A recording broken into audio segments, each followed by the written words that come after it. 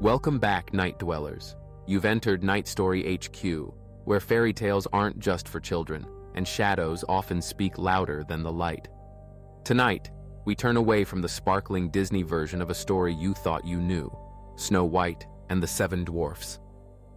But be warned, this isn't a tale of cheerful songs and cartoon birds. This is the raw, haunting version told by the Brothers Grimm.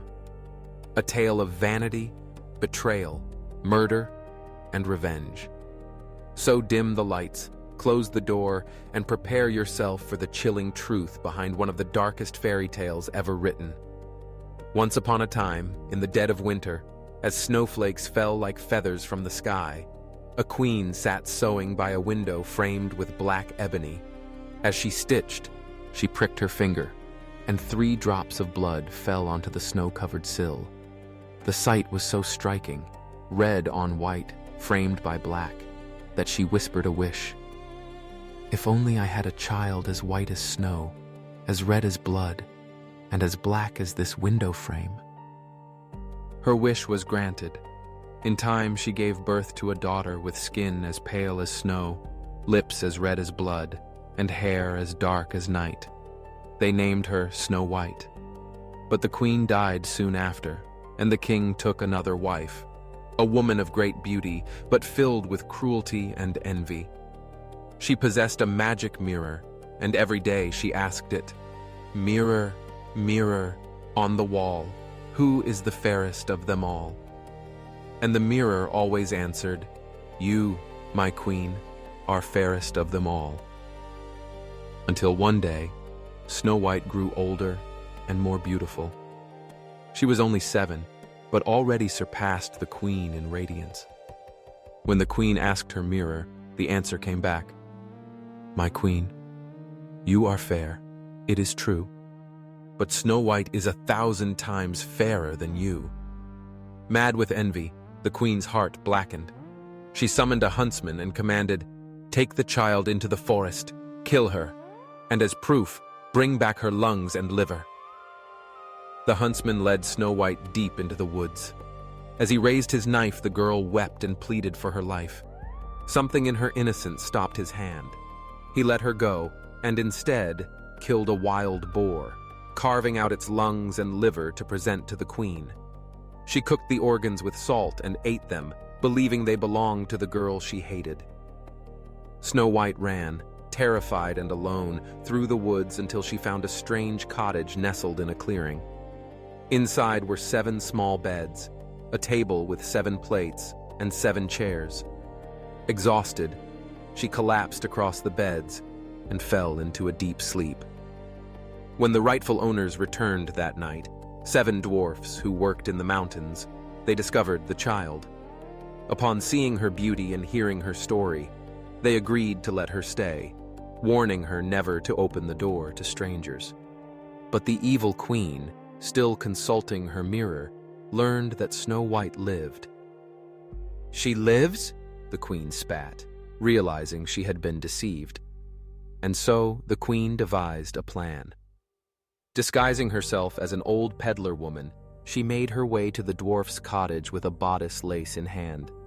"Pretty laces, dear? Let me lace you up properly," the hag cooed. Snow White, forgetting the dwarf's warning, let her in. The queen pulled the laces so tight that Snow White collapsed, breathless and unconscious. Thinking her dead, the queen left. But the dwarfs returned just in time to loosen the laces and revive her. The queen, seething when her mirror told her Snow White still lived, tried again. This time, she disguised herself as a comb seller. The comb was poisoned. "Try this lovely comb, child." Snow White accepted the gift.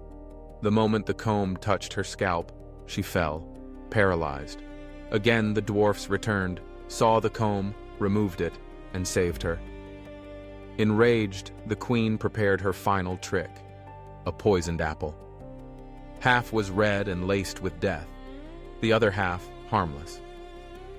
Disguised now as a kindly old farmer's wife, she approached Snow White. "Would you like to share this apple with an old woman?" Suspicious, Snow White hesitated. So the queen bit the white half. See? No harm done. Reassured, Snow White took a bite from the red half and collapsed instantly, dead to the world. This time, nothing worked. The dwarfs wept bitterly, but could not bury her. Her beauty remained untouched, so they placed her in a glass coffin on display in the forest and kept watch over her for months. Then one day a prince wandered by and saw her. Captivated, he asked to take her coffin to his castle. "She is too beautiful to be buried in the ground," he said. The dwarfs reluctantly agreed. As the prince's men carried the coffin, they stumbled, and the piece of poisoned apple lodged in Snow White's throat was dislodged. She gasped and opened her eyes. Snow White lived again. The prince fell in love at once and asked her to marry him. News of the royal wedding spread far and wide, reaching even the wicked queen.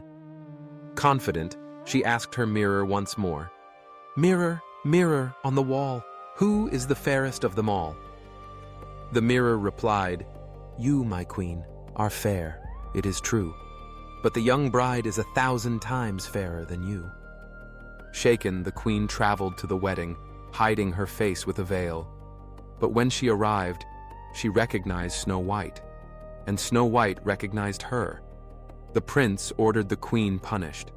Iron slippers, heated red hot in a fire, were brought forth. She was forced to wear them and dance until she dropped dead, screaming in agony, her body a twisted shell of rage and pain. And so, Snow White's story did not end in gentle forgiveness, but in burning justice. The queen's vanity had consumed her, and she perished in flames of her own making. The Grimm version of Snow White is far darker than its modern adaptations, stripping away the sanitized charm and laying bare the brutal consequences of envy, deception, and blind innocence. The evil queen is a terrifying figure not because of magic alone, but because of her relentless determination to kill a child. She doesn't try once, she tries 3 times, each attempt more cunning and insidious than the last. Her cruelty is matched by her eventual punishment. Death not by accident or exile, but by a public execution disguised as a dance, carried out at the wedding she thought would be her triumph. Even Snow White herself is more passive than heroic.